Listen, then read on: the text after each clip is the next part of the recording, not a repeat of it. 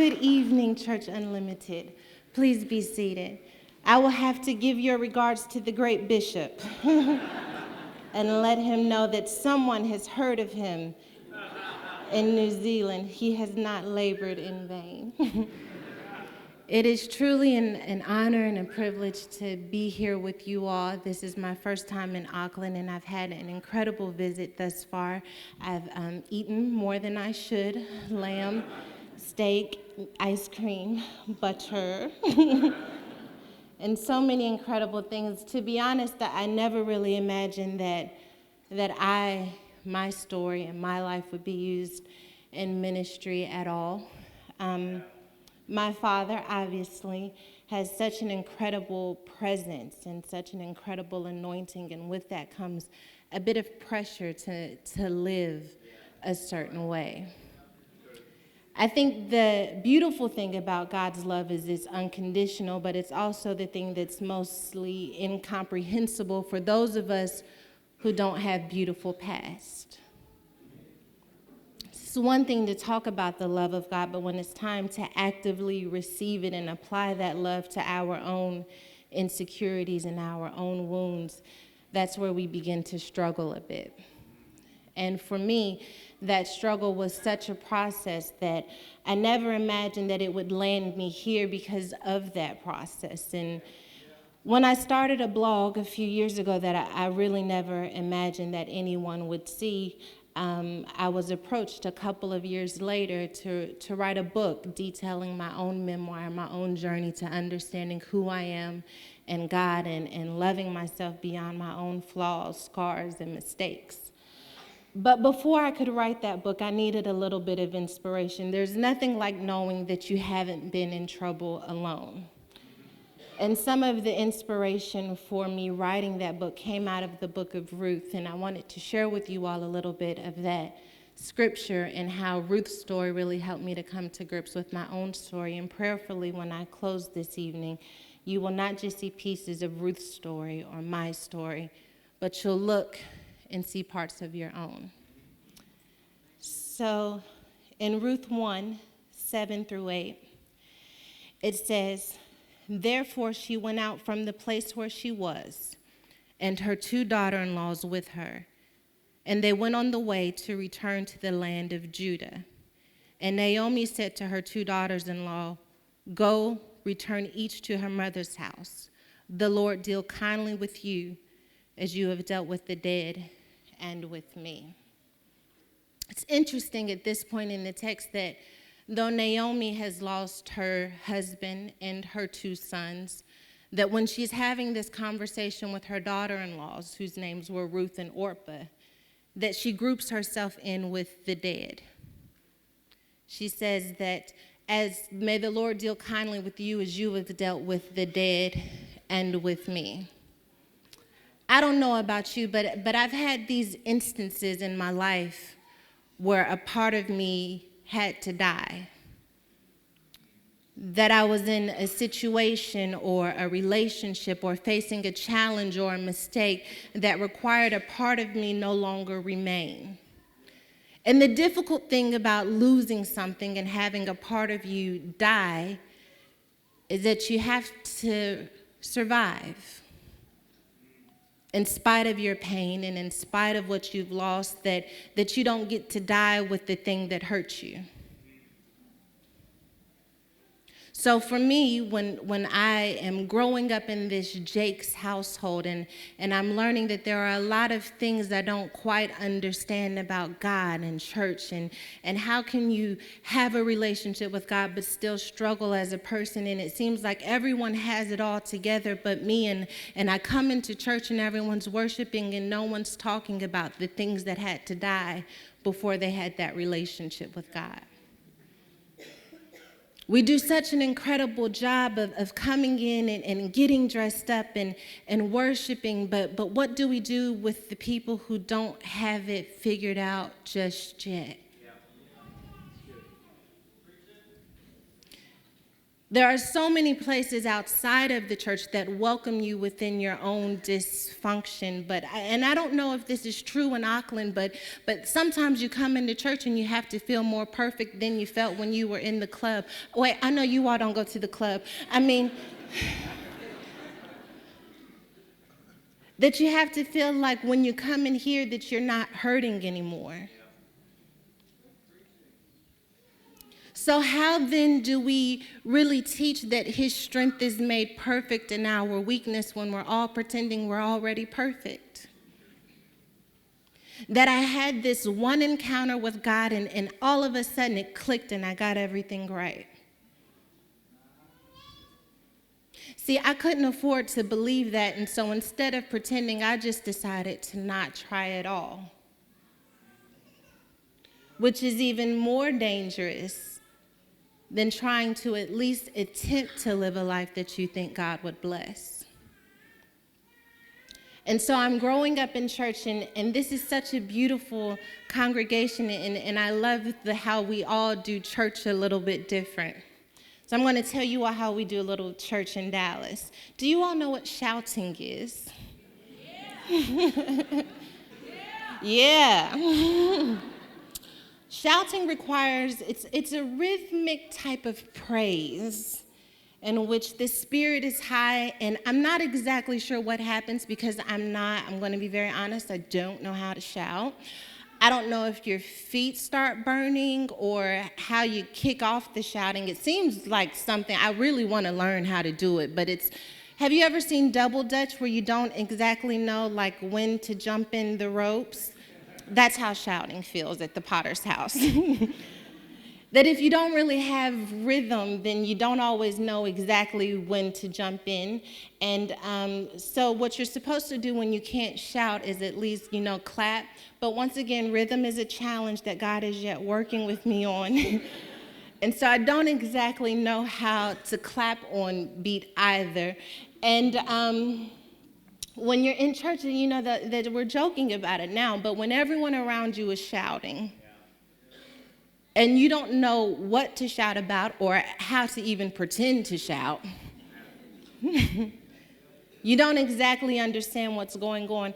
That is increased even more when you go into the restroom and see the very person that was shouting talking about someone on the front row. And you begin to wonder, if God is so great, why are church people so mean sometimes? And because that was the only world that I had ever known, I didn't feel a part of it. And I certainly, in my book, Lost and Found, I said I did not want to be a part of the tales of the pews. The one that everyone's whispering about. When you see that one person who goes to the altar every Sunday and then you notice that people are talking like they was just at the altar last Sunday. God didn't do it last week. Jesus. I didn't want that to be me. And so I tried to stay away from the reality that though I was in the Jakes family, I didn't always feel very Jakes. And so I tried to fit in any group that I could. And the dangerous thing about having a mandate that you don't exactly understand is that you're often thrust into leadership before you're even ready.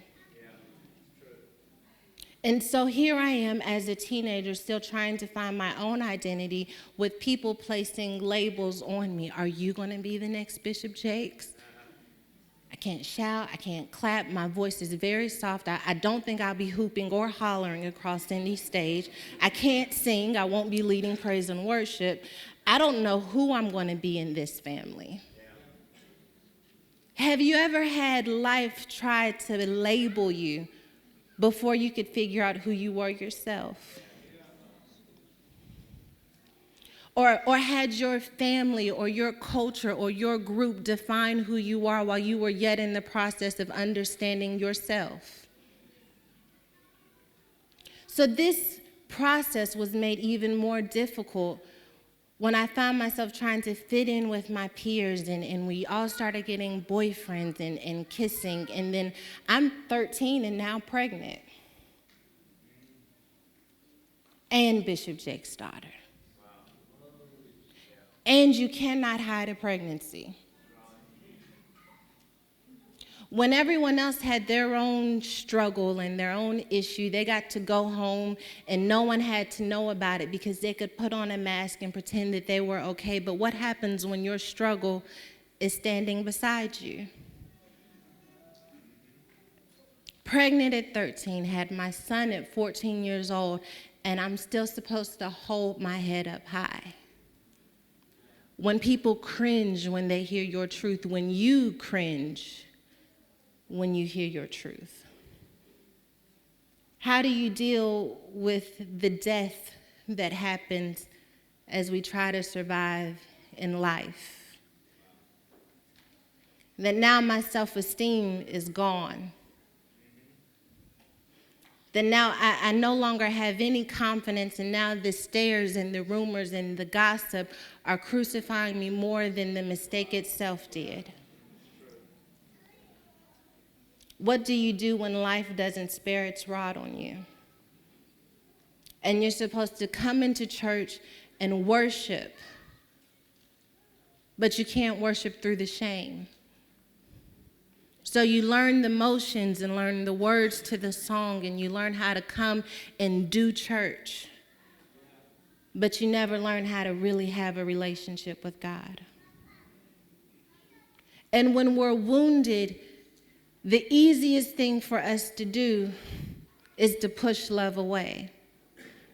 You see, because love requires us to look past our flaws and past our mistakes and still believe that we're worthy. That is the beautiful part for me when we see Naomi in this text, is that she started on the road back to Judah with Ruth and Orpah. They say, we're going to come with you, and she travels for a bit, and then she tells them to go back to where they came from, that she would rather go at it alone. Isn't it interesting how we can make ourselves bitter? How we can push away anything that reflects that we've lost something. You see, because the reality is that Orpah and Ruth were Naomi's daughter-in-laws, but they were also a reminder that she had lost her sons. When life gives you these reminders over and over again that you have lost something. See, she wasn't whole enough to realize that though she lost her son, she still had something standing, because sometimes our pain makes us solely want to be a victim and not a survivor. Literally, the scripture says that Naomi survived her 2 sons, but we see her telling Orpah and Ruth that they have dealt kindly with the dead and with me. Here is the other thing, is that she also robbed Orpah and Ruth from their own reality, which is that they had lost something too. Have you ever called someone and had the who had the worst day debate, but like on the low? Yeah, I had a flat tire. You had a flat tire, girl, I ran out of gas. You ran out of gas, girl, all my tires were gone when I got out of the car. They just fell off. What do you do when you're in so much pain that you don't even want other people to feel anymore? I tell people that we all think we have this special kind of hurt. Like you couldn't possibly understand what I've gone through. Yeah, healing was possible for you, and the Lord can deal kindly with you, but he can't deal kindly with me because I have this special, unique kind of pain. When we have enough faith and hope for someone else, but none for who we are. We believe that God can do exceedingly and abundantly above all that we may ask or think, as long as we don't ask or think it. We know all the scriptures, but when it's time to activate that in our own wounds and in our own situations and our own circumstances, we're too afraid to let God in. Because it would admit that maybe we weren't as okay as we led everyone to believe. We have this get over it generation. That's what we see Naomi basically telling Orpah and Ruth that you all go back to your mother's home and the Lord deal kindly with you when you all are able to get over it, but I can't. And so we force people to pretend that they're healed instead of allowing them the beauty of the process that comes with God doing a work within us. Or worse, we find ourselves like Naomi, just saying that we'll go at it alone. And that's where I was after I had my son. I knew, okay, well, I don't fit in church now. And now I have this beautiful baby boy who I have to somehow make him proud that I'm his mother, even though I'm not exactly sure what he should be proud of. And so I found myself on this fast track trying to graduate from high school early, and I managed to graduate from high school early, and then I need to go to college, and I need to take all of the classes possible in college. And in each attempt that I had at trying to clean up and trying to rush through this process, it fell apart time after time again because I was trying to fix a mess that I had gotten myself into, and I never once stopped and asked God for help.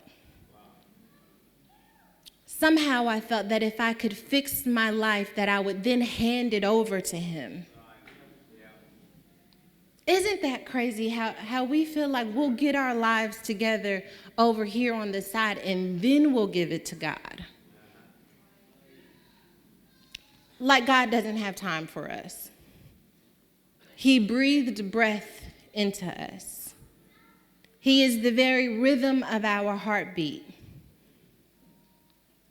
He smiled when he created us.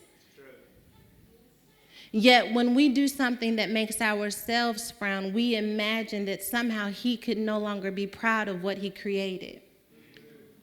Yet our breath is a very promise that he still has hope for us. I have this belief that life is designed to drain us of our hope. That we're going to have obstacle after obstacle and challenge after challenge, and it is our mandate as believers to rise to the occasion of love, of trusting God's love. That in spite of what we've gone through and in spite of what we've experienced, that God still has hope for us. But if you're like me, it's difficult to believe that, and so you try to create your own hope. And how do we do that? We pour hope into situations that are hopeless. As if somehow if I can revive another person or if I can pour hope into this situation, then I will be validated enough to know that my existence still means something. We often turn relationships or opportunities that were meant to teach us something into charity. We make other people our gods. We pour all that we have in them just so that they can say, you're okay. You're still lovable. I see all of who you are, and I'm okay with that, because at the end of the day, we don't understand who we are, and we don't love who we are. And if another person would say it, then maybe we could believe it. Have you ever been so insecure that you just needed another person to be your stability?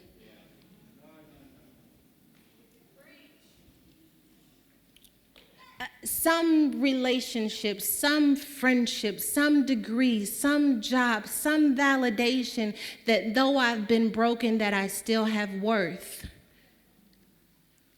We abuse abnormal use of a person to feed our own insecurities. All because we're too afraid to trust what we've heard all along, which is that God's grace is sufficient for us.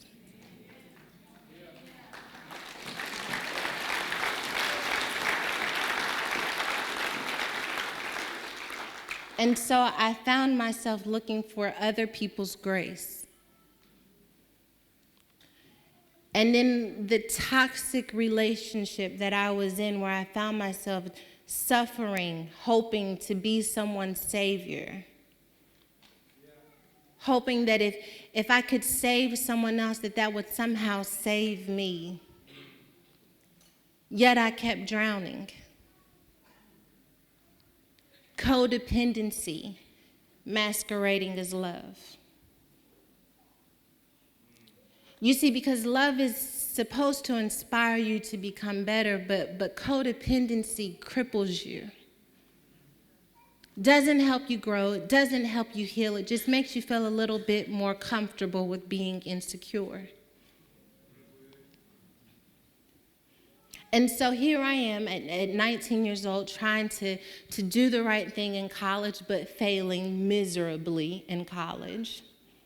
Because I wasn't in school because I really wanted to pursue this education or believed it was possible. It was just another mask that I thought would cover up the fact that I was still ashamed of being a teen mom. So I'm in school and I meet someone who's just as broken as I am. And we fall in love not with one another's hope and not with one another's courage and not with one another's bravery. We fall in love with one another's brokenness. I love you because you're broken just like me.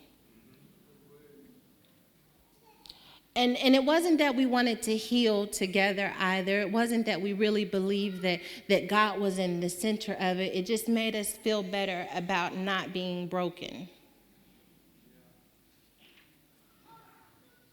And that is the beauty of having authentic churches, like I feel the presence of God, is because when you are surrounded by authentic believers, there is no judgment about your brokenness. And if we are not careful, we will judge people right out of the doors of our church and into harm's way. Because they will be looking for somewhere where they can come in and say, I'm hurting. And so I'm in this relationship, and, as I'm not sure the dynamics of living here, but where I'm from, if you've had a child out of wedlock, the one thing that you can do to fix it is just get married as soon as possible. It doesn't matter if you're in love or not, if it's right or not. If you get married, at least you won't be embarrassed about it anymore. And so I'm in this marriage, and I knew long before the marriage that it wasn't going to be a healthy one, but it was more important to me to look healthy than to be healthy.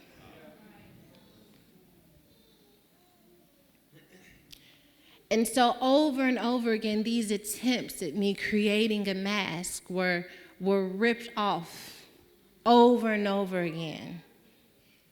Dropping out of college because my grades are sinking. So now all that I have left is this relationship that I know isn't really great for me, but I can't afford to say I failed at college and I'm a teen mom and nobody wants me. How interesting it is that we look for love in all of the wrong places while God's love is there all along. We just don't trust it. We just don't trust that his love could really apply to our situation. Yeah, he was able to love so-and-so, but what she did wasn't as bad as what I did. Yeah, he was able to love Pastor, but that's because Pastor knows every word of the Bible. It's like Google, like he just knows every single word of the word, and I don't know the word, and if I don't know the word, then God can't love me.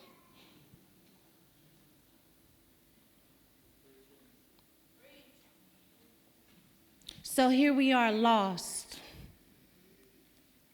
in a world that we created on our own, with no help, no guidance, no wisdom from God, trying to pretend that we found our way after the pain. We're all trying to be survivors. But the key to surviving is to really be alive after whatever happened to you happened. That we spend so long focusing on what hurt us that we never really check to see who we became after the hurt.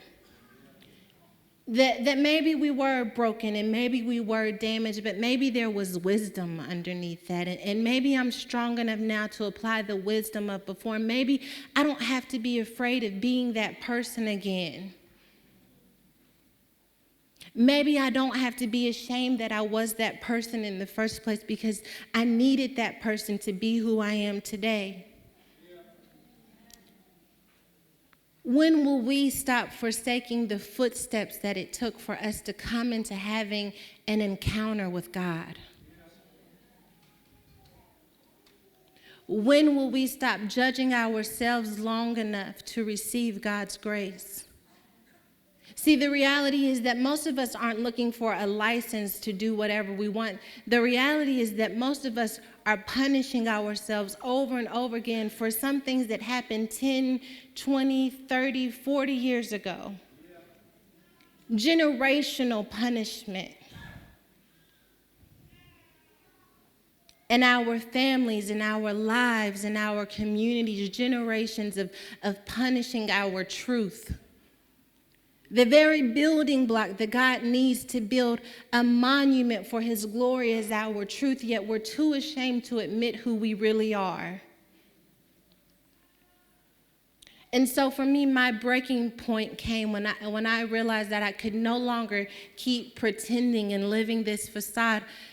Is when I shared with you, I'd started a blog, and at the time I was still married to my previous husband, and he was expecting a child with another woman, and I was at a critical point in my life because I had to make a decision on whether or not I could afford another public mistake in church. Can I divorce someone? Can I look like I got it wrong again?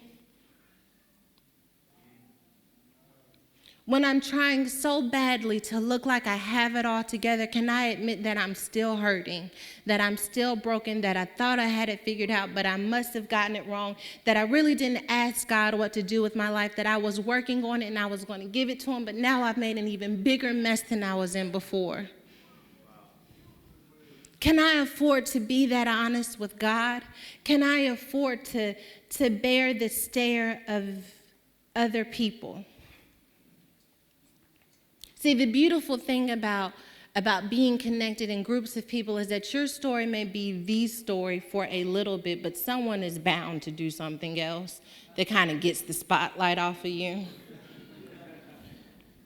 And once the spotlight is off of you and you know that you've done something that could potentially bring the spotlight back on you, you really have to decide whether or not you can withstand the judgment of people.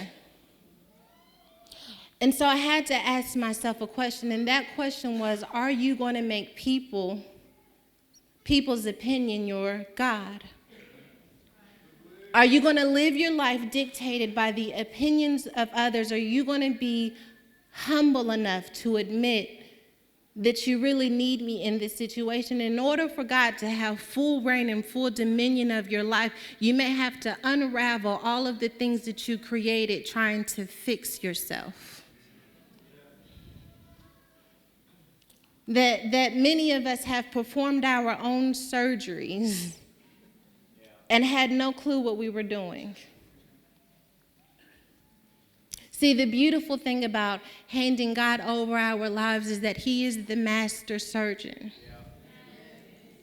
That he knows exactly how much pain we can bear, even when we don't. Some of us are broken over wounds we self-inflicted. Some of us are hurting over wounds we self-inflicted. I got myself into this mess. It would be so easy to blame someone else. I would love to blame someone else. But what do you do when you created your own storm? Created the clouds and felt the raindrops from your own storm of depression, your own storm of insecurity, your own storm of low self-esteem. When we had the umbrella of grace hovering over us, that we chose instead to live our lives in such a way that we couldn't trust the very God we said we loved. And so I have to make this decision on whether or not I'm going to be able to stay married, and whether or not I'm going to be able to take the opinions of other people again. And I will tell you, one of the final breaking points for me was when I was at the time living in Virginia, and I was trying to figure things out, and I'm still going through the motions and pretending, and I'm cooking dinner, and my ex-husband, now gave the story away, there you have it, is helping getting my daughter ready for bed, and I look outside and I see his car running, and which is quite interesting, because if you're inside, your car doesn't need to be running. And so I kind of knew immediately that there was going to be another woman in the car waiting for him. And so I tried to have a pep talk with myself, if you will, and that pep talk was a little bit something like, don't be yourself if there's a woman out there. That means don't be violent. Don't, because sometimes you have to mentally prepare yourself to not be yourself, And so I went out there, and I had forgot the pep talk when I had got out there, because it's one thing to think something, it's another thing to see something, and it was all very confusing for me. All I know is that by the time they called the police on me, that I was very confused as to what to happen, and the officer told me, what seems to be the problem here, ma'am? And I said, well, my husband brought his girlfriend to our house, and I had a problem with that. And the officer goes, I see how that could be an issue.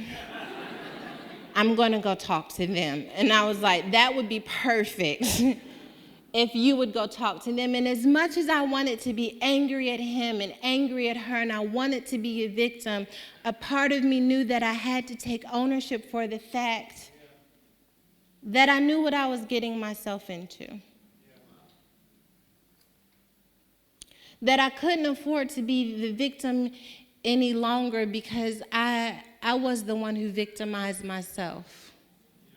When I chose to not believe that I was still worthy, that my life still had value, that I was more than what hurt me, that I could still really, honestly, and truly hold my head up high, and that I could become God's love here on earth if I could only open up enough to believe in myself again.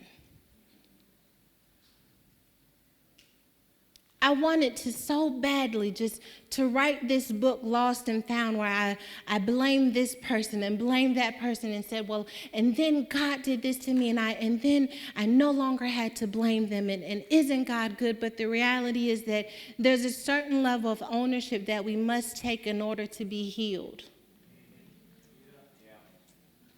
And that ownership comes with recognizing that we are honestly and truly more than what hurt us. Yeah. That our stories and our lives are not all the same. They have unique DNA. Yeah. Unique DNA for grace. I don't have to know your story to know that you have something. People ask me, you get up there and you just tell your story, and I tell them it's not easy, and sometimes I still do it afraid, and I get nervous, and I might tremble, but I remember that we all have something. Whether we're sitting here at Church Unlimited, or at the Potter's House in Dallas, or One Church in Los Angeles, or out in the middle of the street in Idaho, that we all have something that broke us in life. And sometimes it was something we did ourselves, and other times we didn't really have a choice. It just happened to us, but it still hurt. And there are no levels of pain that excuse us from grace. There are no levels of pain that excuse us from forgiveness or redemption, or more importantly, restoration. What if restoration exists for the part of you that still makes you cringe?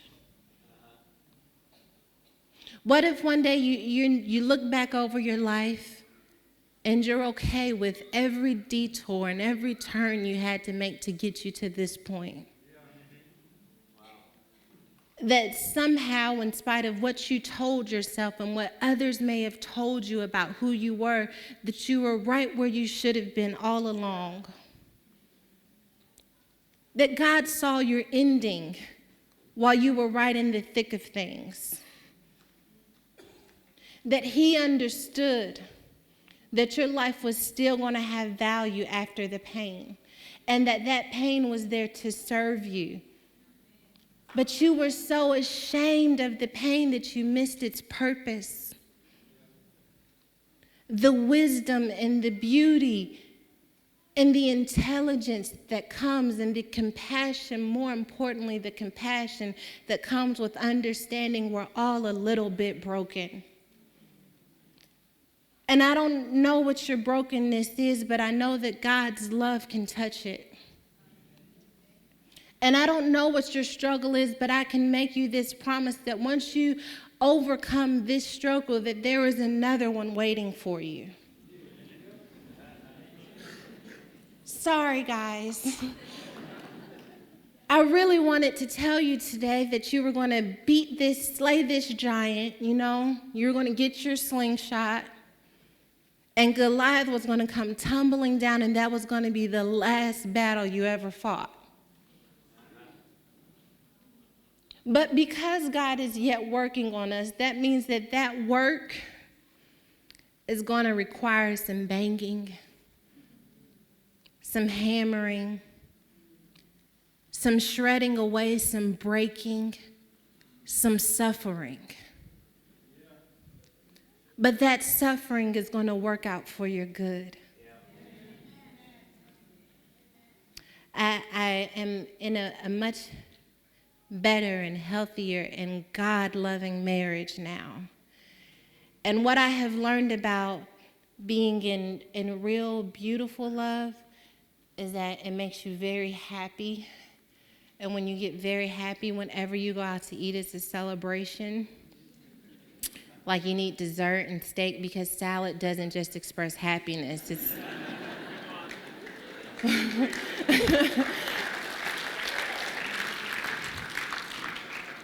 What I'm saying is that being in love makes you fat. And not fat, just lovable. And because being in love can make you a little bit thick, this is what I also learned, that stairs are difficult to run up to when you've gained 10 pounds, that it hurts a little bit. And then I decided I was going to get back in the gym. I was going to go to the gym in New Zealand, but I forgot my shoes. This is like so convenient. But when I get back home, I'm going to get back in the gym. And this is what I realized, that eating whatever I like and as much of it as I like hurts a little when I have to run up the stairs or do that little light jog around the house and you're out of breath from the living room to the kitchen. But also being in the gym hurts too, because you have to really go hard in the gym when you know you've been eating a lot. Like you had to be an Olympian and an athlete when you go in there, because you don't want to look like that one person that hasn't been in the gym. Let me testify for a minute. You turn the treadmill up just a little bit higher than you can handle, and it's all good the first 2 minutes of it. But when you realize you set it for 30 minutes, you have to like ease the speed down without anyone looking. Yeah, that was just my warm-up. I'm going to really set the speed now. What it taught me, though, is that either way, we're going to hurt a little. Yeah. But you can pay the price for what hurts you when it makes you better. Yeah. And that is what happens when we become sold out for God. Is that we begin to really understand that it doesn't mean that we're going to live this life where we avoid all pain. but rather that we're going to have to be like Job and really and truly believe that though he slay me, yet shall I trust in him. Because I know these lashes, these wounds, this slaying is going to make me better. And because it's going to make me better, I can pay the price of surviving. And that is what I want to encourage you all to do as you go about your own lives and you face your own past and you face the giants that are yet to be revealed in your life. That you recognize it's going to take tremendous work. At the time that I married my incredible, amazing husband, I was like Miss Independent Woman, like with a ringtone and everything about it. And I was like, you are getting the real deal Holyfield, baby. You better... I've finally fallen in love with myself. I finally know who I am, and I'm proud of who I am, and I feel as together as I was on that level. And then I recognized that the new dimension that I was on, the new level in our marriage, would require that I go even deeper into myself. And now I have someone who's really challenging me to grow in love and grow in Christ, which is really difficult when you were like, already together. And it's like I worked so hard to get to this level where I had everything figured out, and now you're telling me I'm not perfect and I'm just not able to receive that right now.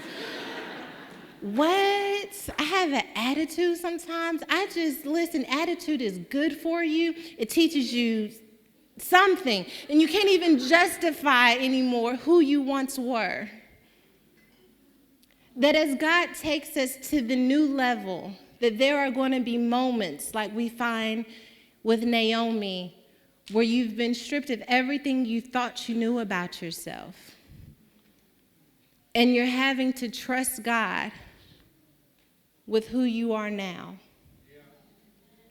And the beautiful, gracious thing about our God, and as we learn in the book of Ruth, is that Naomi had a Ruth with her. Sometimes God will send someone in your life who has keen perspective on what you need in the moment. That it may be your pastor, it may be someone you follow on social media, or it may be your husband who helps you to see areas not only where you need to grow, but that you won't do it alone. And in the book of Ruth makes a commitment to Naomi, and she says, where you go, I will go. Your people will be my people. Your God will be my God.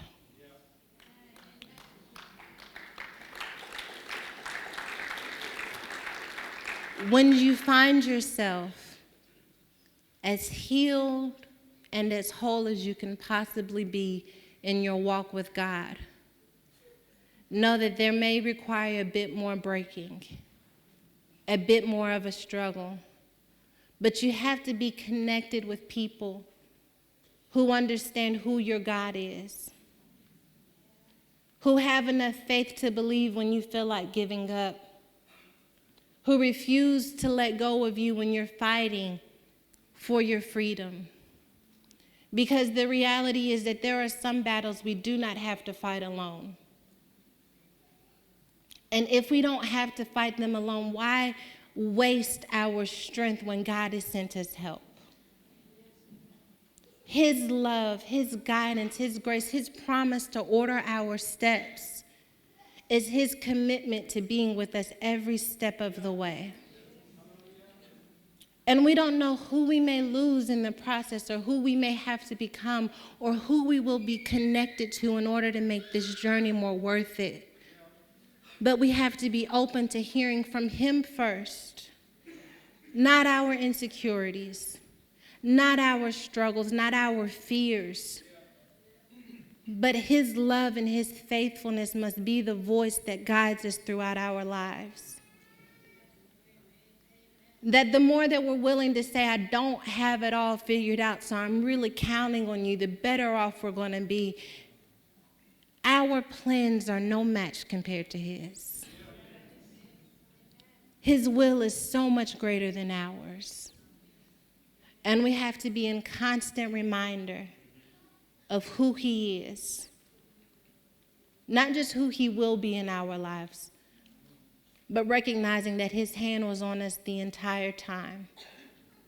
Many of us should be in jail or dead or not, certainly not in church. I don't have to know your testimony to know that some of you, it's a miracle that you're in here on a Sunday night. I'm just going out on a limb here. But some kind of way, because his hand was hovering over us, above our depression and above our insecurities, that his hand was yet hovering over us, that he was protecting us all along the way, means that he has value for this very moment. And it is our job, our opportunity, and our great pleasure to be obedient and to surrender in his presence. Would you stand with me as I prepare to close?